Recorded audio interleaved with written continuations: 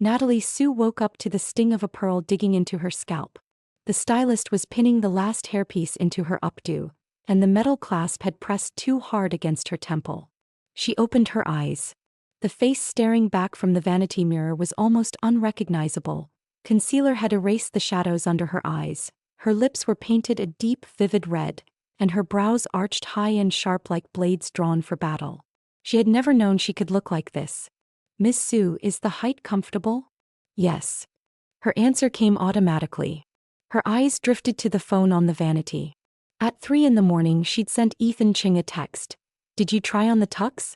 What time are you coming tomorrow?" No reply. She scrolled up. The day before she'd asked if the guest seating chart should be sent to the groomsman, and he'd replied 4 hours later with a single okay.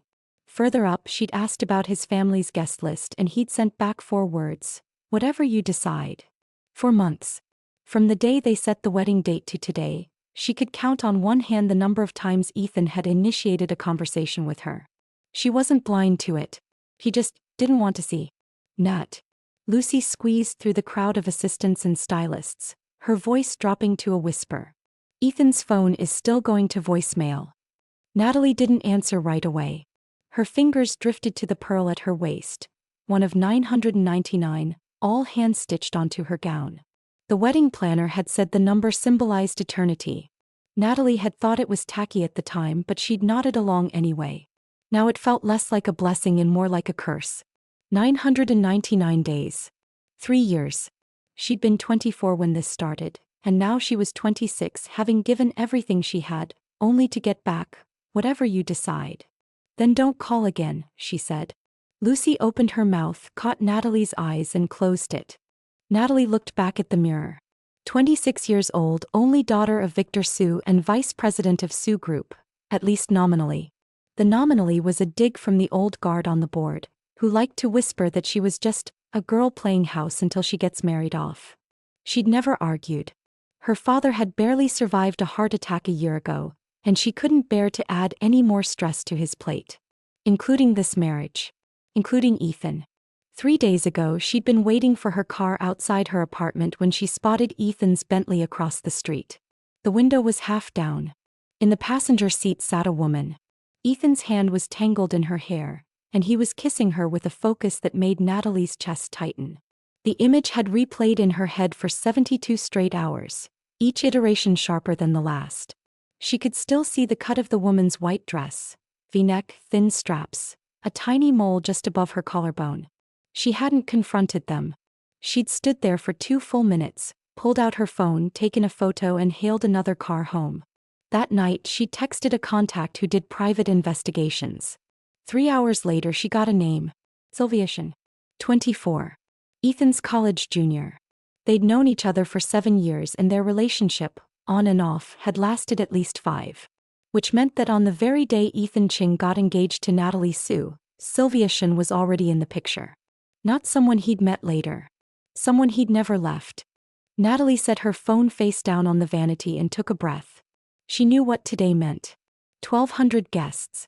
Both families' patriarchs seated in the front row. The media perched on the second-floor balcony with their telephoto lenses.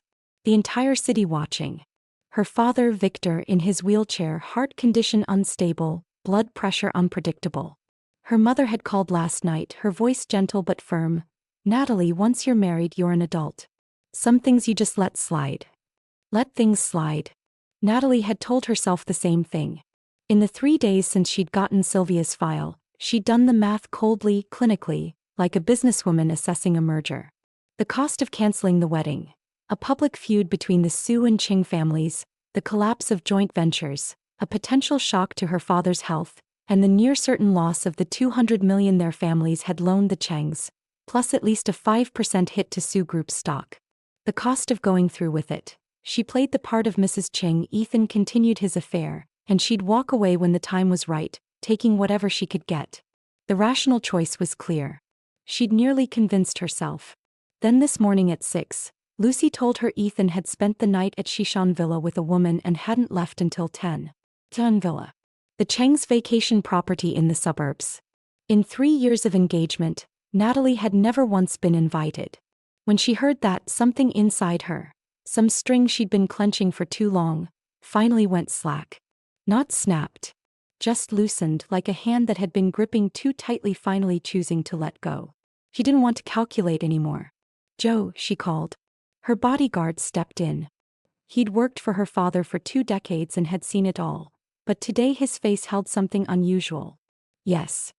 Ethan's not at the hotel yet. His car just left Shishon Villa, heading east through traffic. He'll be at least 20 minutes. Natalie nodded.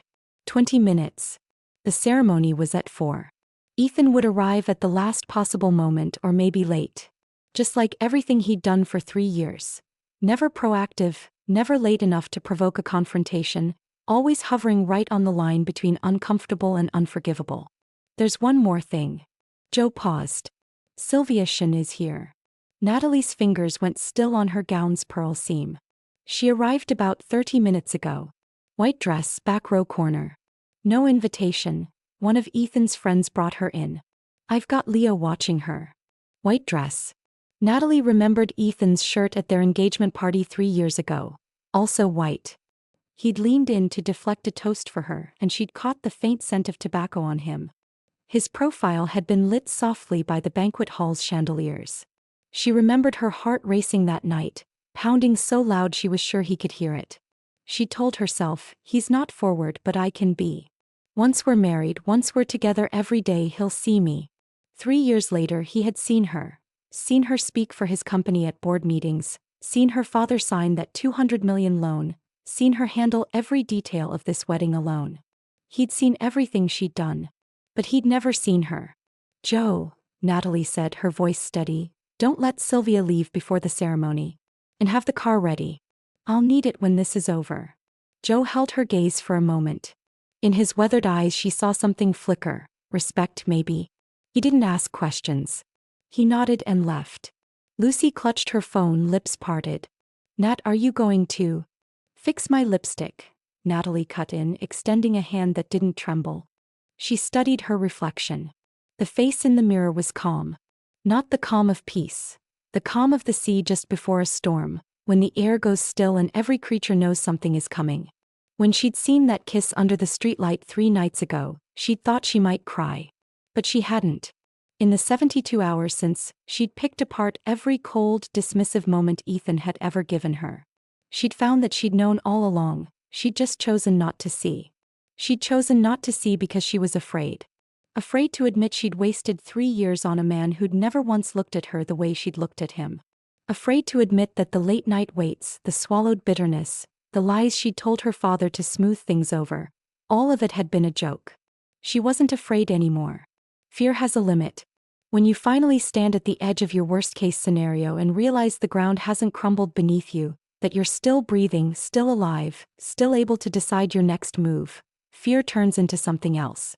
She didn't have a name for it yet. But she knew one thing, she was going to walk out that door and find out. "Lucy," she said, rising to her feet. Her train spread out behind her like a sea of white. "Call Mr. Chin. Tell him to send over the prenuptial agreement. Add a clause.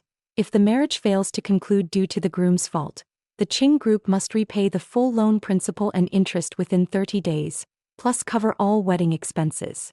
Print 10 copies and have them delivered to the ballroom." Lucy's eyes went wide, but she didn't hesitate. She dialed. Natalie turned back to the mirror one last time. She'd chosen this shade of red against the planner's recommendation. The planner had suggested something softer, more demure. Natalie had insisted. At the time she couldn't explain why. Now she knew. This shade suited everything she was about to do. From beyond the windows came the first peal of celebration cannons. The ballroom was warming up. She drew a long breath and pushed open the door. At the end of the corridor, the wedding march filtered through, faint but unmistakable. 20 minutes later, the wedding march swelled through the ballroom of Cloudfall Hotel. Cloudfall was Sioux Group's flagship property. 12-meter ceilings painted with a hand-copied Dunhuang mural, chandeliers throwing gold light across the room. 1,200 seats were filled to the last chair. The front rows held family patriarchs and business titans. The back rows buzzed with associates and connections. Up on the second-floor media balcony, cameras bristled like a firing squad. Natalie stood beneath the flower arch at the ballroom entrance, spotlights washing over her. The pearls on her gown caught the light and scattered it into 1,000 tiny gleams. Her left hand cradled a bouquet of lily of the valley. Her right hand rested on the arm of her father's wheelchair. Victor Sue wore a dark gray suit, his silver hair combed neatly. He'd lost nearly 20 pounds since last year's heart attack. His frame had shrunk, but his eyes were still sharp as ever. He glanced up at his daughter and patted the hand she'd placed on his armrest. Nervous? No, Natalie said. He meant it. Her heartbeat was steady. Her palms were dry. The tightness that had filled her chest for 3 days had dissolved the moment she'd decided not to go through with it. In her head, the path was clear. 48 steps from this arch to the altar, and she'd rehearsed every one of them. Good. Victor smiled. Your mother was up all night again. She texted me at dawn, said to remind you not to scowl. She's always worried I'll scowl. She's not worried about your face. Victor's voice dropped. She's worried about your feelings. Natalie said nothing. She looked down at her father's hands on the wheelchair, thick-knuckled, spotted with age, the ink stains of decades of signatures still faint in the creases. These were the hands that had lifted her above his head when she was small, that had called her every week when she studied abroad to tell her not to pinch pennies, that had slammed the table at board meetings when the old guard tried to push her out. Her throat tightened. She turned her head away. Dad. I might do something today that upsets you. Victor turned to look at her. Father and daughter locked eyes for a long moment. His lips moved, but he didn't ask. He just patted her hand again. Whatever it is, I've got your back. Natalie bit her lower lip, forcing down the sting in her throat. She couldn't cry. Her makeup would run. She was going to walk through that door looking perfect, and she was going to walk back out looking perfect too. Let's go, Victor said. The MC's voice boomed from inside. Ladies and gentlemen, please give a warm welcome to our beautiful bride, Natalie Sue. The spotlights blazed. The white drapes on either side of the flower arch parted slowly. Natalie drew a breath and pushed her father's wheelchair forward, one step at a time onto the red carpet. 1,200 eyes turned as one. Phones rose. People applauded. A murmur went through the crowd. The bride is stunning. Natalie kept her eyes straight ahead, her face set in a perfect smile. Lips gently curved, eyes soft at the corners. She looked like every bride should, radiant, serene, in love. No one could see what was really going on behind her eyes. Halfway down the aisle, she saw her mother in the second row on the left, clutching a handkerchief, eyes red, nodding at her with fierce pride. Natalie smiled back, a smile meant to reassure, not to share joy. Then she saw Ethan. He stood at the altar beside the flower-draped stand, black tuxedo, white shirt, charcoal tie, hair immaculate. He was a handsome man, tall and broad-shouldered, and he looked the part of the perfect groom. But his expression was wrong. His mouth smiled, his eyes were empty. He wasn't even looking at her. His gaze drifted over her shoulder toward some corner of the ballroom. Natalie followed his line of sight. Back row against the wall. A woman in white. Thin straps. A tiny mole on her collarbone. Sylvia's face was pale. Her lips pressed together tight. Her hands were folded on her knees and she stared down at her fingers. She wasn't looking at Ethan. But Ethan was looking at her. On his own wedding day, as his fiancée walked toward him, he was looking at another woman. Natalie looked away and kept walking.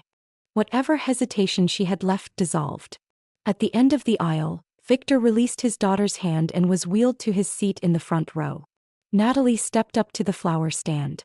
Ethan finally pulled his gaze back from Sylvia and turned to her, his smile widening into something appropriate for a wedding. He extended his right hand in a small gesture, inviting her to stand opposite him. Natalie didn't move. The MC began his script. Dearly beloved, we are gathered here today to witness the union of Ethan Cheng and Natalie Sue, for better, for worse, in sickness and in health. Ethan frowned. Natalie stood across from him, close enough to smell his cologne, a woody, subtle scent that she'd once thought was his own taste. Now she knew it was the same brand Sylvia wore. Someone else had picked it for him. Ethan, do you take Natalie to be your lawfully wedded wife? I do. Ethan's voice was flat, the same tone he'd used to agree to a lunch order. Natalie, do you take Ethan to be your lawfully wedded husband? Natalie didn't answer right away. She tilted her head and studied his eyes. In those usually blank eyes she finally saw something: irritation. He was annoyed. He wanted this to be over. Natalie smiled. "I do," she said. Her voice wasn't loud, but the microphone carried it through the entire hall. The MC beamed and announced the ring exchange. Ethan reached into his jacket pocket and withdrew the ring box. He opened it, revealing a diamond solitaire, large, excellent clarity. The Chengs had spent on this, knowing 1,200 people would see it. He took her left hand, pinched the ring between his thumb and forefinger, and began to slide it onto her ring finger. The cold metal touched her skin. And then she saw it. Wrapped around his right pinky was a thin red cord. A tiny golden bell dangled from it, hidden just beneath the edge of his cuff. She knew that cord. 3 days ago in that photograph, Sylvia had worn the exact same one on her wrist. Same red thread, same golden bell. He had brought another woman's token of affection to his own wedding. Maybe Natalie's gaze was too sharp. Ethan flinched, curling his pinky inward, trying to tuck the cord back under his sleeve. Natalie yanked her hand back. The ring slipped from Ethan's fingers. It hit the red carpet, bounced once, rolled twice, and came to rest beside the flower stand's base, glinting coldly under the spotlights. Silence. The MC's smile froze. Ethan's brow furrowed as he looked up at her, his lips opening and closing. Mrs. Ching shot up from her front row seat. Her clutch purse hit the floor with a dull thump. Victor Sue gripped his wheelchair's armrests so hard his knuckles went white. All 1,200 guests, every last one, locked their eyes on the altar. Ethan's voice was low, sharp. "Natalie? What are you doing?" He sounded confused. Annoyed. Like a chess player whose pawn had moved itself. Natalie ignored him. She turned to face the audience and reached for the MC's microphone. He flinched, reached back instinctively, then caught her eye and stopped. His hand froze in midair. "Ladies and gentlemen," she said, her voice spreading through the hall, clear and unhurried, "thank you for coming to this wedding today. I'm sorry to say this, but the wedding is cancelled." The crowd erupted. A wave of murmurs rolled through the room, cresting into outright gasps. Up on the media balcony, shutters started firing like machine guns. Ethan's face went pale, then red. He lunged for the microphone, hissing through his teeth, "Are you insane?" Natalie sidestepped him and continued, her pace unhurried. "The reason is simple. My fiancé, Ethan Ching, has been in a relationship with another woman for the entire 3 years we've been engaged. This morning, he came straight from her home to this wedding, and brought the token she tied to him right here to our ceremony." She reached out, grabbed his right wrist, and lifted his hand high. Under the spotlights, the red cord and the little golden bell were impossible to miss. Every single person in that room saw them. The crowd gasped. A great collective rush of air. Mrs. Cheng's face cycled through white, red, and livid purple. Her lips trembled, but no words came. Old Mr. Ching hauled himself up on his cane, the tip thumping against the marble floor. Victor Sue stared at that red cord, his face set like forged iron. Sylvia shot to her feet in the back row, only to be yanked back down by someone beside her. Her hands twisted in her skirt, knuckles bone white. Her whole face had gone ashen. Ethan's complexion cycled through the same spectrum as his mother's. His jaw worked, but nothing came out. Natalie released his wrist and pointed toward Sylvia. Her tone was almost kind. "She's the one in the white dress. Coming to someone else's wedding in white. That takes nerve. I respect the courage." Every eye in the room swiveled. Sylvia looked like a butterfly pinned under glass. Natalie smoothed her gown, elegant and unhurried, as if she were receiving guests in her own living room. "As for the gifts, don't worry. All monetary gifts will be returned within 3 business days. Tonight's food and drinks are on me. Think of this as my treat, a celebration of cutting my losses." She paused and looked at Ethan one last time. There was nothing in her eyes but cold clarity. "Ethan, listen carefully. The way you looked at me 3 years ago, I'm looking at you the same way today. The Suching engagement ends now. The 230 million Su Group loaned your family plus interest is due in 30 days. As for that string on your finger." She smiled. The spotlights made that smile sharp and devastating. "I wish you and your true love all the best. After all, she just saved you the cost of my ring. That's her contribution to this relationship." She shoved the microphone back into the MC's hands and turned. 12-centimeter heels on red carpet, each step steady as stone. Her train swept behind her like a white battle flag. 1,200 guests sat frozen, not a single one moving to stop her, not a sound except the rain of camera shutters from above. Ethan found his voice behind her. Natalie. Stop. She didn't turn. Lucy and Joe waited at the ballroom entrance. Lucy threw a coat over Natalie's shoulders, voice cracking. Nat, that was incredible. Natalie didn't answer. Joe moved behind her, a silent wall. Car's waiting, Joe said. Natalie nodded and strode toward the elevator. Her train was too long. After 2 steps, she bent, ripped off the outer layer and dropped it on the floor. 999 pearls scattered across the polished marble, clattering like a hailstorm. No one picked them up. The elevator doors closed. Natalie leaned against the mirrored wall and shut her eyes. She thought she might cry. Instead, her eyes were dry and her heart was pounding, with excitement, not grief. In 3 years she'd never done anything this reckless. And in 3 years she'd never done anything this clear-headed.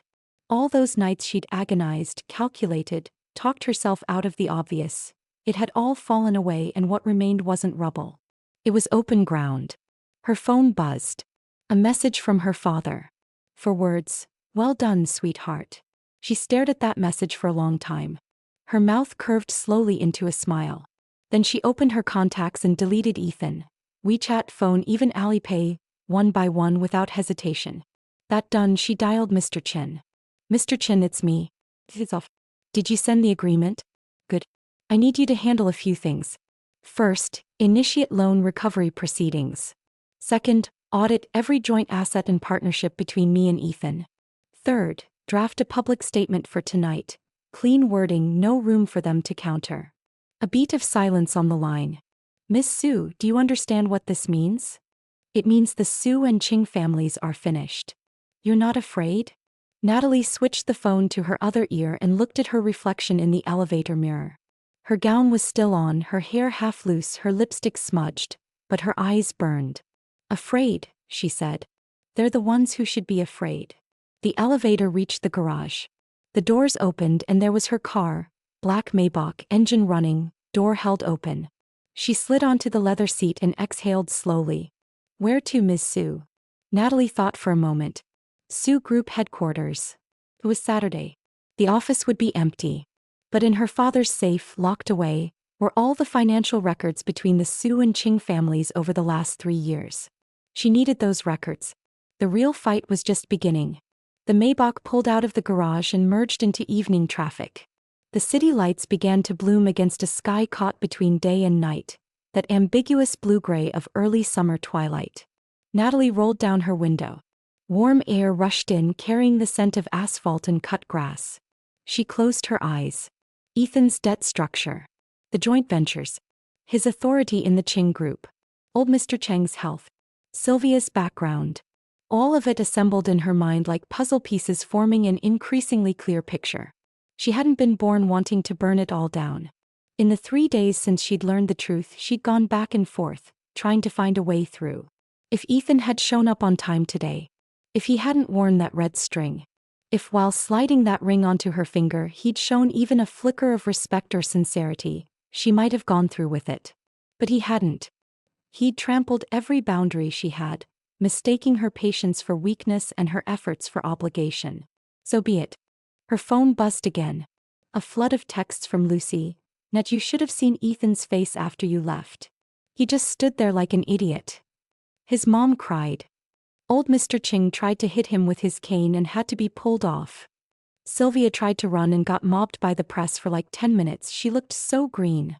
The hashtags are exploding, go check. Natalie typed back one word, good. She opened Weibo. The top 5 trending topics included 3 related to her. She scrolled through the comments. Calls for Ethan's head, praise for her nerve, threads digging up Sylvia's old posts. Someone had found a photo Sylvia had uploaded 3 days ago, captioned "Waiting for the Wind," showing a coffee cup and a corner of her white dress. The comments section had turned into a war zone. Natalie closed the app and set the phone face down on her knee. She made a decision in that moment. From today forward she would never shrink for anyone again. What Ethan owed her, what the Chengs owed the Seuss, she would take it all back. Every penny. By the time the Maybach pulled into the Sioux Group headquarters garage, the sky had gone fully dark. Natalie changed into a pantsuit she'd stashed in the trunk, slipped on low heels and took the private elevator to the top floor. The chairman's office recognized her fingerprint. The lock clicked open. The office was dark except for the city lights glowing through the floor-to-ceiling windows. She didn't turn on the overheads. She walked to the safe behind her father's desk, entered the code and pulled out the files marked Ching Group. She carried them to the desk, sat down and began to read. Numbers don't lie. The Ching Group's finances were worse than she'd feared. That clean energy project, the one they'd pitched as their great hope, had posted losses for 8 consecutive quarters. The real losses were even deeper than the books showed. Of the $230 million the Seuss had loaned them, $120 million had been poured into that black hole. The rest had gone to paying off the Cheng's short-term bank debt. They hadn't been using Sioux money to grow, they'd been using it to survive. Ethan's personal assets were thin. Most of his Ching Group equity was pledged to banks. Once those loans were netted out, almost nothing remained. His actual authority in the company was far less than it appeared. Real control still rested with old Mr. Ching, and old Mr. Ching, Natalie discovered as she flipped to a medical report, had been diagnosed with early-stage Alzheimer's the previous year. The Ching family was being held up by a half-lucid patriarch, a playboy son, and a society wife who'd never run anything in her life. Paper lanterns, bright on the outside but one poke and they'd collapse. Natalie leaned back in her father's chair and smiled in the darkness. She knew exactly where to start. The next morning, Sioux Group's legal notice arrived at Ching Group headquarters. The terms were straightforward. Full repayment of the loan principal and interest, $254 million within 30 days. Immediate termination of all joint ventures. Withdrawal of all Sioux Group personnel and technical support from Ching projects. And full liability for the wedding expenses, totaling $3,120,000. The Chengs imploded. Old Mr. Ching showed up at the Sioux residence that same afternoon, leaning on his cane.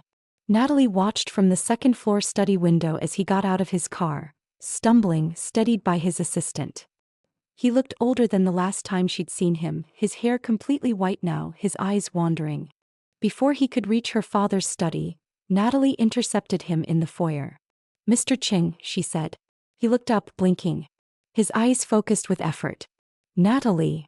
"Mr. Ching, my father's health isn't good. The doctor said he can't take any stress." Her voice was calm, measured. "Whatever you need to discuss, you can discuss with me." The old man studied her. For a moment, something like genuine exhaustion surfaced in his clouded eyes. He waved a hand. "Fine. Let's talk." They sat in the living room. Tea was brought, neither touched it. "Natalie," old Mr. Ching began, his voice like sandpaper, "I know Ethan was wrong. But you two have known each other so long. There's feeling there, there's fate. One mistake shouldn't." "Mr. Ching," Natalie interrupted, "it wasn't one mistake." He stopped. "Sylvia Shin. 24. Ethan's college junior. They've been together for at least 5 years." Natalie lifted her teacup and took a deliberate sip. "Which means the day Ethan and I got engaged he already had a girlfriend. This wasn't one mistake. It was a mistake made every day for 3 years." Old Mr. Cheng's lips moved. No sound came out. "Did you know about her?" A long silence. Then he dropped his eyes and nodded. Natalie set down her cup. The porcelain clicked against the saucer. "When did you find out?" "A little over a year ago." His voice had gone thin. "I found out Ethan had a property outside the city. I looked into it. Found the woman. I told him to handle it." "Did he?" Old Mr. Ching said nothing. His fingers tightened on his cane. The man who had once commanded boardrooms now seemed to shrink into the sofa. "Mr. Ching." Natalie rose, looking down at him. "You knew about the other woman. And you chose not to tell me, not to tell my father. You chose to let me walk into your family anyway. Did you think I'd just accept it after the wedding? Or did you think I'd never find out?" Her voice never rose. But every word landed like an ice pick. Old Mr. Cheng's head snapped up. "Natalie, I was trying to protect the partnership." "Partnership requires trust," she cut him off. Your family had none from the start. She turned toward the stairs. After 2 steps, she glanced back. 30 days. 254 million. Not a penny less. If the money isn't paid, we'll proceed through the courts. Seizures. Auctions. Everything. She went up.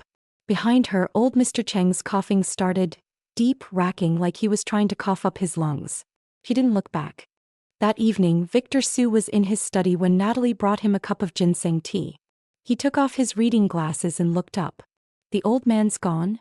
Gone. What did he want? To ask for another chance for Ethan. Victor snorted. He's got nerve. Natalie sat across from him. She hesitated. Dad, did you know about Sylvia? Victor went still. He set down his papers and looked at his daughter, a long, searching look. Your mother told me. She heard rumors at a friend's birthday party last year. I had it checked out. I found her. Natalie's nails dug into her palm. Why didn't you tell me? Victor was silent for a long moment. The desk lamp lit half his face, the other half stayed in shadow. I thought you didn't know, he said finally. And I thought if you didn't know you wouldn't hurt. You chose this marriage yourself. You said you loved him like you'd never loved anything. If I told you he had someone else, would you walk away? And if you walked away, would you resent me for making you? If you stayed, would you resent me for telling you? He met her eyes. I didn't dare choose for you. His voice cracked at the edges. Natalie, I was wrong. Natalie looked at her father's white hair, his thin shoulders. Her throat ached, but she held firm. Dad, I don't blame you, she said. You were trying to protect me. Victor reached across and took her hand. His was rough and thin. Hers was young and smooth, but they gripped with the same strength. Whatever you want to do, I'm behind you. Natalie nodded. I'm going to get every penny back from the Chengs. Every single penny. And then, I'll figure that out when I get there. Victor looked at her and something like pride crossed his face, mingled with sorrow. You've grown up, he said. Natalie didn't answer. She held his hand and turned her face away before he could see her eyes shine. For the next month, Natalie ran like a machine wound too tight. He practically lived at the office. Days were for Sue Group business. She called in the shareholders who'd tried to pressure her after the wedding fallout. The ones who'd whispered that a 26-year-old girl couldn't handle the aftermath. She sat them down with data, projections, performance metrics and made them eat every word. Cloudfall Hotel's Q3 occupancy hit 85%, 12 points above last year. At the third board meeting, Director Zhang, the most senior and most skeptical of the old guard, stood up and shook her hand. Miss Sue, I stand corrected. Natalie smiled politely. Thank you, Director Zhang. She didn't let it go to her head. The Cheng's money wasn't back yet. She couldn't relax. Nights were for the Qing files. Mr. Chen sent her over 200 pages of documents. 5 years of audits, Ethan's personal loan records, everything she could get her hands on. She read line by line, flagged every irregularity in red, and held strategy calls with the legal team until late. She turned 3 years of anger and humiliation into work. Pure, methodical, relentless work. She didn't cry. She didn't complain. She talked in contracts and interest rates. Ethan called her. First call, 3 days after the wedding. Natalie saw his name on the screen and ignored it. He called 3 times, she rejected all 3. He called from another number, she said, talk to my lawyer, and hung up. Second call, 2 weeks in through a mutual friend. He wanted to apologize in person. Natalie's reply, apologies don't pay off 200 million. Third call, week 3. He showed up at her office. Natalie was leaving around 8 when she saw him on the steps outside, wearing a rumpled blazer, hair disheveled, a day's stubble darkening his jaw. He looked hollowed out. He rushed toward her as she emerged. Natalie. Joe and 2 security guards stepped between them. Mr. Qing, that's far enough, Joe said. Ethan strained against the human barrier, locking eyes with Natalie over their shoulders. His under eyes were dark, his lips cracked. He looked nothing like the man in the tuxedo at the altar. Natalie, just let me say one thing. Natalie walked past without slowing. As she passed him, she caught the smell of alcohol on his breath. 3 in the afternoon and he'd been drinking. He got in the car. The door closed. Joe waved the guards off. Through the rearview mirror she saw Ethan standing alone, hands buried in his hair, shoulders shaking. She looked away. She felt nothing. No pity. No pain. Even the anger had faded to a distant hum. She realized that the man she'd once looked up to, the man she'd spent 3 years trying to reach, was just a man. Ordinary, selfish, irresponsible. Like 1,000 others. She'd spent 3 years building a god. It had taken 3 minutes to tear that god down. What shattered wasn't her heart. It was the fantasy. A month later, the court froze Qing Group assets, including Shishan Villa. When the bailiff arrived with the seizure notice, Sylvia was still inside. She opened the door in her pajamas, saw the uniforms, the paperwork, and went completely still.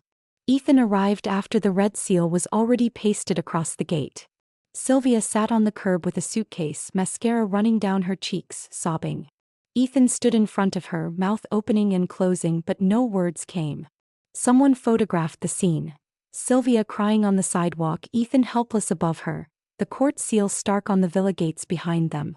The caption wrote itself, "Crash and burn."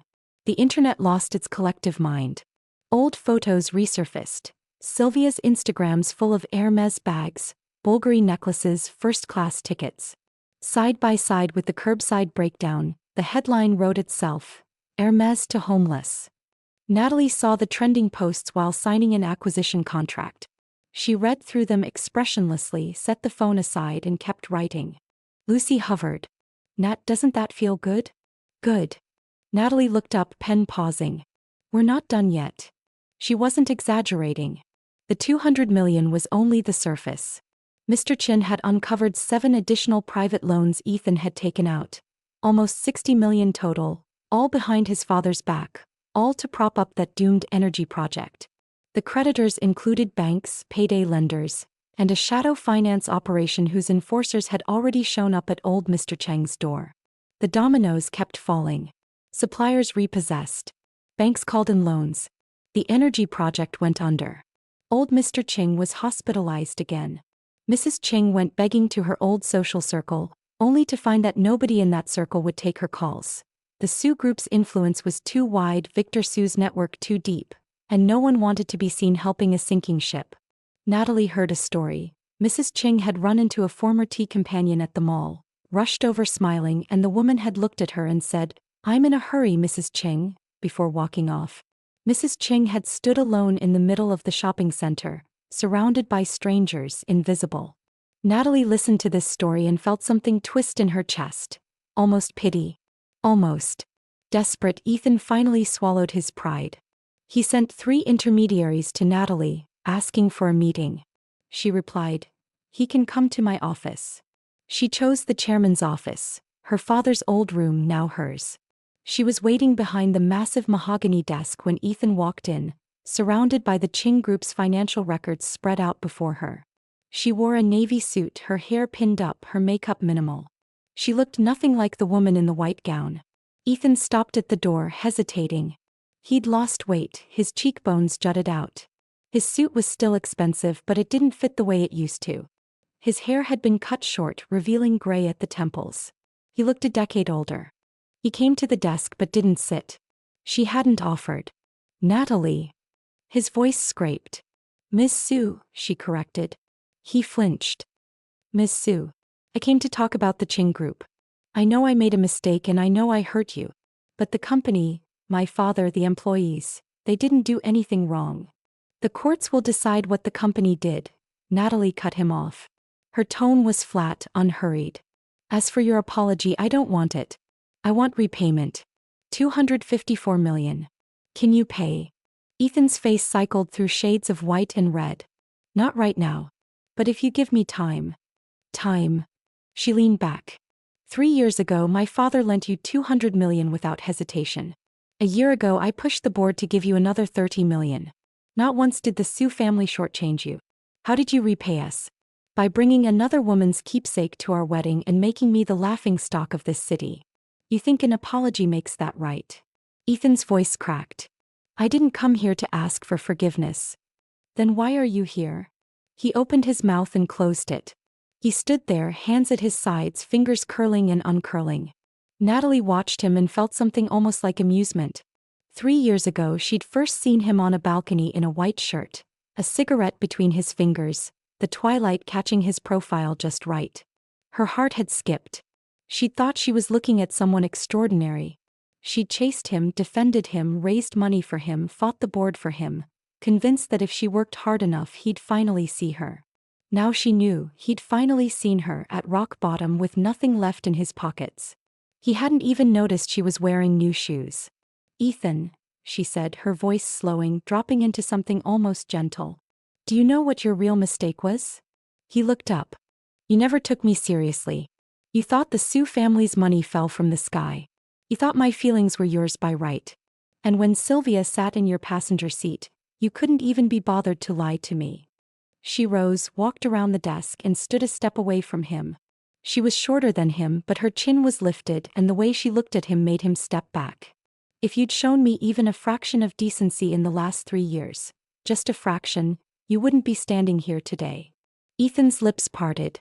"Natalie, Don't call me that." She stepped back, sat down and reopened her files. "Mr. Chin will send you the updated debt settlement terms. Here's the short version. You pay and I'll take you off the defaulters list. You don't pay, we go to court. Seizures, auctions, and if it comes to it, jail time." The word jail slipped out of her mouth like it meant nothing. Ethan's pupils contracted. You think this is a tantrum?" Natalie met his eyes. "When I do something, I do it all the way. Emotionally, I can forgive you. I can even forget you. But commercially, what you owe my family, every cent, will be collected." She pressed the intercom. "Lucy, see Mr. Ching out." Ethan stood there, lips moving soundlessly. Natalie had already lowered her head to the next document. She didn't glance up. He stood a few seconds, then walked out. His footsteps were heavier on the way out than on the way in. The door clicked shut. Natalie lifted her head and exhaled. She'd done it. She'd faced the man who'd once made her heart race, made her ache, kept her awake at night, and she'd felt nothing. Complete, total, absolute indifference. It felt better than she'd expected. Her phone vibrated. An email notification. She opened it. It was from the admissions office of the business school in France she'd applied to 2 months ago. Subject line: admission decision. She read it twice. Then she leaned back in her chair and closed her eyes, smiling. Through the window, sunlight poured in, warm and bright. Ethan stayed crouched on the sidewalk outside the Sue building for a long time. He squatted by the flower bed, knees soiled, hands pressed to his forehead, shoulders shaking. Pedestrians recognized him. Phones came out. He didn't react. He was thinking about the night of his engagement party 3 years ago. Victor Sue had announced the union to the whole room and everyone had applauded. Natalie had stood beside him in a champagne-colored dress, her face lit with that helpless, unguarded happiness she couldn't hide. She'd been 24 then. Young, gorgeous, eyes blazing. She'd looked at him like he was a mountain she was determined to climb. And what had he felt? Nothing. Just exhaustion. The night before, Sylvia had thrown her phone at him, screaming, "You're marrying her for money, aren't you?" He'd said yes. She'd stared at him and said, "You don't even bother lying to me anymore." He hadn't denied it. He'd done it for the money. The Ching group was bleeding out, the banks had cut them off, suppliers were at the gates, and his father had ended up in the hospital. Victor Sue had come to the hospital room and laid it out in 40 minutes. "My daughter likes you. Marry her and Sue Group can loan you 200 million. Ethan had said yes. Plain. Simple. Like signing a term sheet. He'd never thought he owed Natalie anything. The marriage had been a transaction from day one. He gave his name, Sue gave cash. Fair exchange. She liked him. That was her choice. He kept Sylvia. That was his. He kept the two things separate. What he'd forgotten was that Natalie was a person. A real one with a heart that broke, with eyes that stayed open at night waiting for a message that never came. It wasn't until the wedding, when Natalie had grabbed his wrist and held up that red string for the whole room to see, that he'd finally looked at her and really seen her. And what he saw in her eyes was something he'd never seen in her before. It took him a while to name it. Contempt. She'd stopped looking up at him.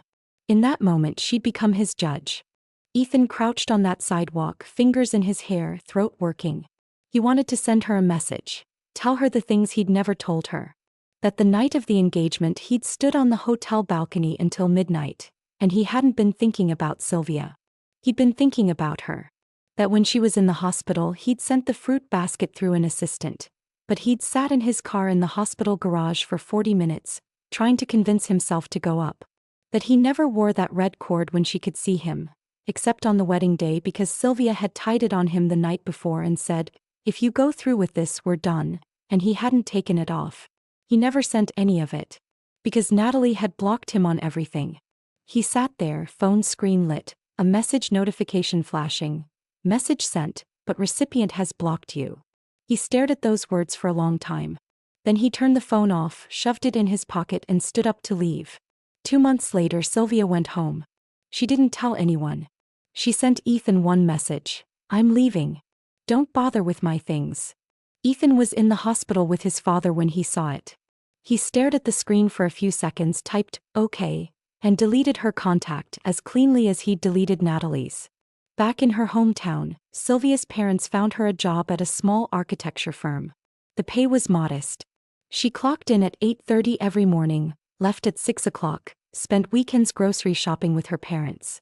It was so ordinary that sometimes she'd blink and wonder how she'd gone from the architecture student who pulled all-nighters in the library to this. She remembered the first time Ethan talked to her, outside the campus library in the rain. He handed her his umbrella and said, "I've noticed you." Her heart had beat so fast she'd forgotten to open the umbrella. She'd walked back to her dorm in the downpour. 7 years of on and off, and she'd always thought they'd end up together. Then Natalie appeared.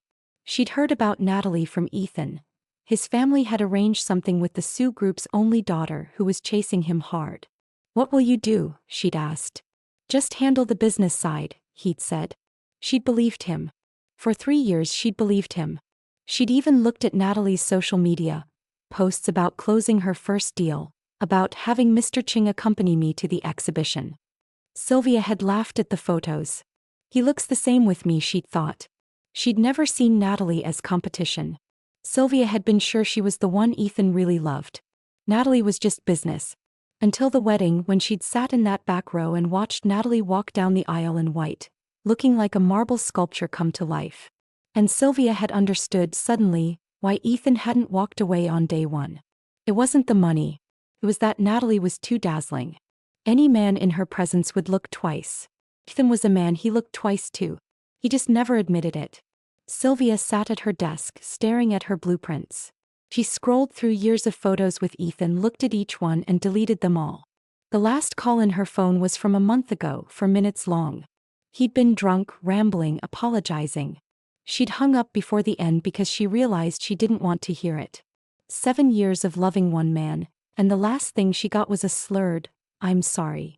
She closed her eyes. Then she closed her phone and went back to her blueprints. Another month passed. The Ching Group's debt recovery entered full enforcement.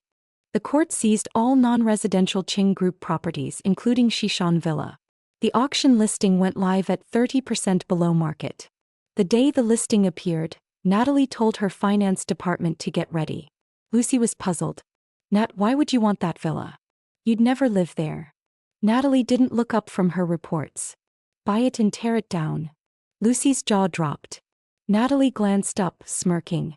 "Kidding. The land's well located. Prices will rebound once the Chengs are fully liquidated. The group is developing a boutique hotel brand. That site is perfect." Lucy stared. "You're going to turn Sylvia's old bedroom into a hotel room? Problem." Lucy gave a thumbs up. "Miss Sue, you are ruthless." Natalie said nothing, just smiled slightly and returned to her reports. She didn't attend the auction herself. The asset manager went. The result was never in doubt. Sioux Group took the villa at the starting bid. Ethan heard the news while finalizing layoffs in the conference room. That room had once held 100 people. Sales, tech, finance. Now only 3 remained. He listened to the report, was silent for 30 seconds and told H. "Continue." Mrs. Cheng's social circle evaporated. A former friend saw her at the mall and literally turned away. Mrs. Cheng stood in the middle of the atrium with her 3-year-old Hermes bag, feeling its weight, wanting to drop it but not daring to because it was the last proof she had that she'd once mattered. Old Mr. Cheng's condition fluctuated. Ethan spent his mornings closing the company and his afternoons at the hospital. On clear days, his father would grip his hand and say, "Pay back the Seuss." On bad days, he didn't recognize anyone. Ethan sat by his father's bed and turned the same number over in his head. 254 million. How could he possibly pay it? He sold everything. His cars. His watches. The art from his study. Mrs. Ching pawned her jewelry for a fraction of what she'd paid. After everything, the seized assets, the desperate scrounging, they were still nearly 100 million short. He started calling people he never would have called before. Former rivals. Competitors he'd squeezed out. Even an ex-driver who'd gone into business for himself. He pitched partnerships, patent sales, anything. Some listened. Most hung up. One laughed and said, "Look how the mighty have fallen." Ethan hung up and sat in his empty office for a long time. The man Natalie had once looked up to couldn't even hold on to his dignity anymore. Natalie knew Ethan was scrambling. Mr. Chin sent weekly updates. Who Ethan was calling, what he was offering, who was responding. She read them and set them aside without comment. She wasn't indifferent.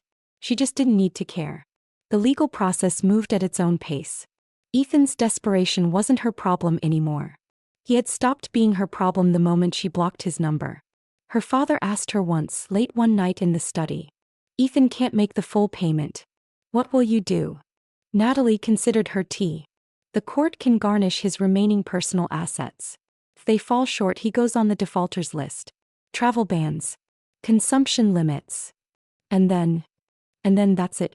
Whatever I get back, I get back. Whatever I don't, I call it tuition. Victor raised an eyebrow. "You're satisfied with that?" Natalie set down her cup and smiled. "Dad, back when I was fighting him for his attention, he didn't even notice me. If I spent my energy now trying to make him suffer more, I'd be giving him the attention he doesn't deserve." Victor was quiet for a long moment. Then he nodded and squeezed her hand. 2 weeks later, the court delivered its final enforcement order. Ethan's remaining assets, stocks, a used car, a cash reserve Mrs. Ching had hidden with her sister, were all seized. Combined with the earlier freezes and what the Chengs had scrabbled together, Sue Group recovered roughly 200 million. For the remaining 30+ million, Ethan signed a repayment agreement. Monthly deductions from his wages until he turned 50. Natalie saw the outcome after a Q4 performance meeting. Cloudfall Hotel had posted 18% annual growth.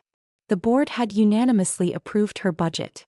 She closed the file, sat for a moment, then dialed. "Lucy, send flowers." "To whom?" "To my father. From the group. Thank you for your years of leadership." Lucy laughed. "Are you retiring?"